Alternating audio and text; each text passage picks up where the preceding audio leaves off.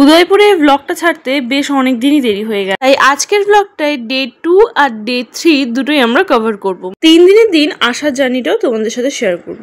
উদয়পুরে গিয়ে মাছ ভাজা না খেলে হয়, তাই আমরা মাছ ভাজা খেলাম আর বাড়ি থেকে সুজি করে নিয়ে গেছিলাম ছেলের জন্য, ছেলেকে সুজিটাও খাইয়ে দিয়েছি।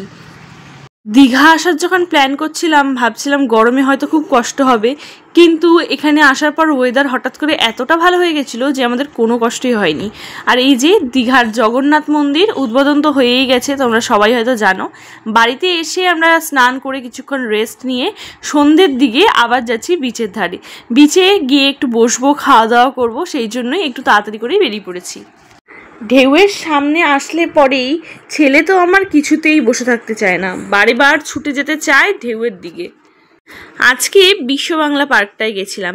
আগের দিন যাব করে বিচের সামনে থেকে উঠতে ইচ্ছা করেনি, তাই পরের দিন ফাইনালি আমরা গেলাম। বাড়িতে আসার সময় রুমালি রুটি আর চিকেন কষা খুব ভালো টেস্ট ছিল। দীঘায় মনে হয় এই একটা খাবারই আমি খুব ভালো খেয়েছি। এটা হচ্ছে পরের দিন সকালের ভিডিও, যখন ভোরবেলা ওই 5:30 6টার দিকে আমরা উঠে বিচের ধারে এসছিলাম। বিচের ধারে এসে চা খেলাম, ডাবের জল টল খেলাম। আমাকে ইনস্টাগ্রামে ফলো করে নিও, কারণ ইনস্টাগ্রামে কিন্তু আমি সমস্ত দীঘার ফটোগুলো ছেড়েছি। রোদ ওঠার আগে এই মিষ্টি মিষ্টি হাওয়াটা পাড়ে বসে বেশ এনজয় করছিলাম আমরা। আমার ছেলেও কিন্তু বেশ এনজয় করছিল। তারপরেই তো আমরা রুমে চলে গেছিলাম। রুমে গিয়ে ছেলেকে খাইয়ে ঘুম পাড়িয়ে দিয়েছি। আমাদের 9:30টার মধ্যে রুম ছাড়ার কথা, তাই জন্য আমরা রুমে তাড়াতাড়ি চলে গিয়েছিলাম।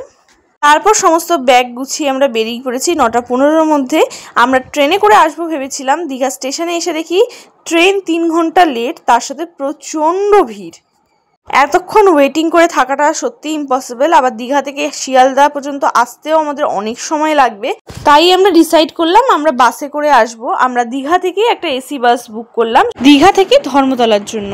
ধর্মতলা অবধি আস্তে আস্তে আমাদেরকে বাবুঘাটে নেমে যেতে হলো, কারণ রাস্তায় খেলার জন্য প্রচণ্ড জ্যাম ছিল।